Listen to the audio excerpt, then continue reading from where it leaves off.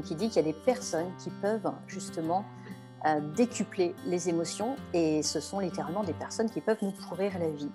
Parce que quand une personne est négative, ça peut se répercuter sur l'entourage et tout le reste. Alors à l'inverse, ça peut être positif, la contagion peut être positive parce que justement, si on rayonne, eh bien, on va pouvoir diffuser du bonheur. Et donc Christophe Hague dit de se poser la question, quel agent pathogène voulez-vous être? Est-ce que vous voulez diffuser du positif ou est-ce que vous voulez diffuser du négatif? Alors, en principe, la question, c'est souvent on veut diffuser du positif, mais comme je le disais, on diffuse en fait ce que l'on est.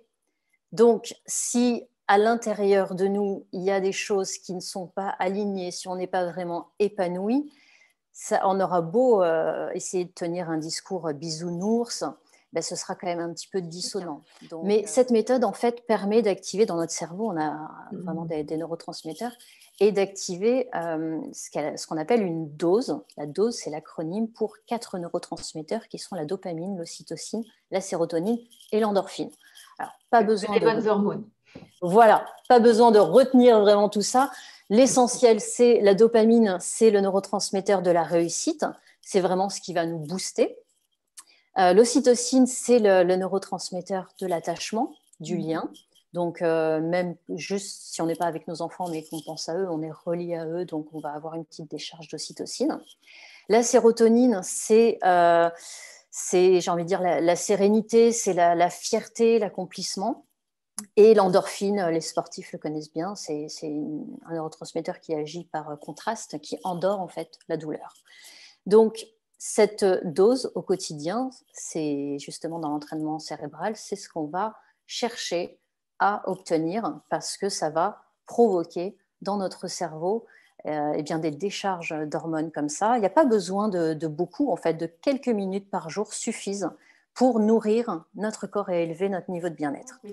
C'est rendre conscient peut-être des choses dont on n'avait pas conscience, dont on n'allait pas chercher. Et ce que tu dis, c'est un entraînement du coup. Et l'entraînement, ça rend plus conscient et c'est permettre de mettre de la conscience dans tout ça.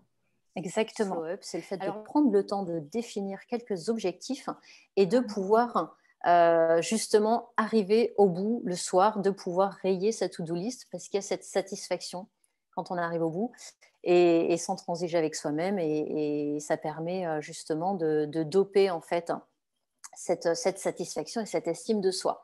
Parce que quand on n'y arrive pas, eh bien, on se sent très bien, justement, on se sent mal, ça s'accumule alors que quand on se nourrit de cette satisfaction, eh bien, on a le sentiment finalement qu'on peut faire bien plus et que donc ça booste en fait. Donc le bien, c'est vraiment s'impliquer et s'appliquer.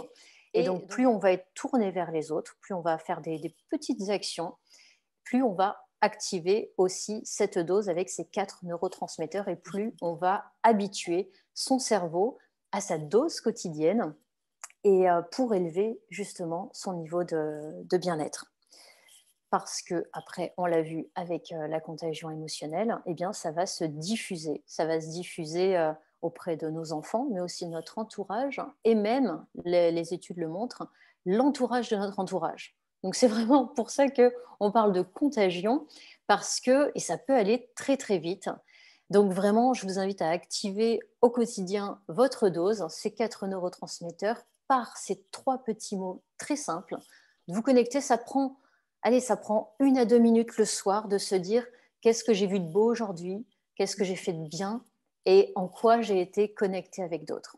Voilà, c'est très simple. Ouais, c'est leur montrer de pointer du doigt ce qui va bien aussi. Parce qu'on a tendance, en fait, et à l'école, on pointe du doigt à chaque fois ce qui ne va pas bien, ce qu'on n'a pas bien fait, tout ça. Et en fait, de leur enseigner, de porter leur attention sur ce qui va bien, et effectivement, ça permet de voir les choses autrement. Parce que l'événement, n'importe quel événement dans la vie, va forcément arriver. Et en fait, c'est notre choix après, c'est comment on y réagit.